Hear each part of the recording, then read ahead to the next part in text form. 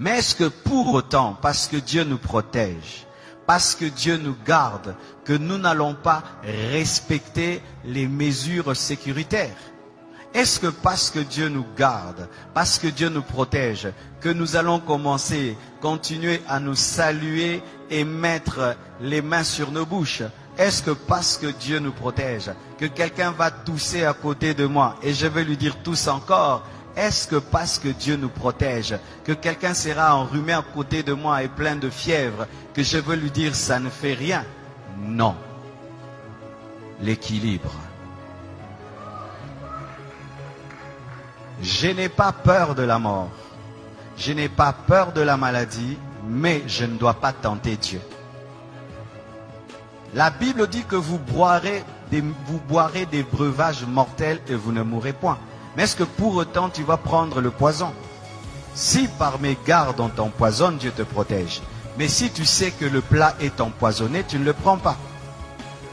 C'est pourquoi nous devons, malgré que nous sommes des chrétiens, respecter les mesures sécuritaires. On ne se salue plus avec les mains. Amen. Nous devons, malgré que nous sommes des chrétiens et que nous n'avons pas peur, nous ne devons pas tenter Dieu. Amen.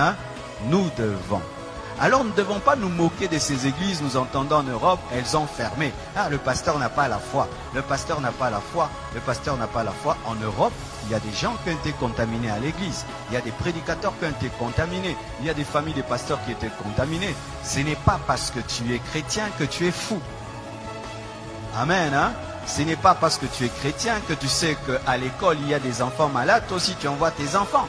Ce n'est pas parce que tu es chrétien que tu es médecin que tu ne vas pas porter le cache-nez. Ce n'est pas parce que tu es chrétien que tu ne vas pas laver les mains. Ce n'est pas parce que tu es chrétien que tu ne vas pas veiller sur ta santé. Sinon, il ne faut pas manger. Dieu va te nourrir.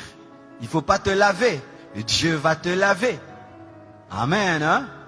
Alors mes frères, ne tombons pas dans la folie. Ayons la foi. Amen. Même Jésus, quand on voulait le tuer avant le temps, il fuyait. Jésus fuyait la mort quand ce n'était pas le temps de mourir. Il n'a pas dit, je suis le crucifié, tuez-moi. Non, quand il était bébé, il a fui la mort. On l'a amené en Égypte. Chaque fois qu'on voulait le tuer avant le temps de Dieu, Jésus évitait, il fuyait. Mais quand le temps est venu, il a accepté la mort. Et la Bible dit ceci, soyez simples comme des colombes, prudents comme le serpent. Donc si demain on nous dit qu'il faut respecter un maître, tu respectes un maître. Amen. Si demain on dit, eh bien maintenant il y a des millions de personnes, même au Congo, les églises ferment, on ferme. Fermer l'église, ce n'est pas fermer la foi.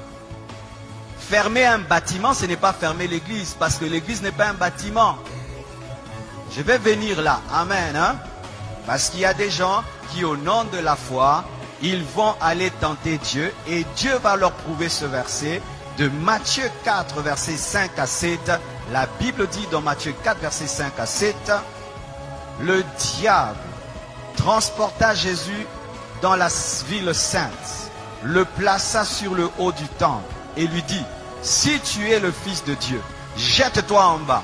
Mets-toi en danger. Si tu es le Fils de Dieu, jette-toi en bas. Mets-toi en danger. Dieu te protège. Car il est écrit, il donnera des ordres à ses anges à ton sujet. Et ils te porteront sur les mains. Il lui présente une promesse de protection. Maintenant, il dit, mets-toi en danger. Parce que Dieu a dit qu'il va te protéger quand tu seras en danger. De peur que ton pied ne heurte contre une pierre. Jésus lui a dit quoi? Tu as raison. Je vais te prouver que je suis Fils de Dieu. Je vais me jeter et les anges vont venir. Il a fait ça. Il a dit quoi? Tu ne tenteras pas le Seigneur ton Dieu. C'est dire quoi? Tu n'obligeras pas Dieu à agir.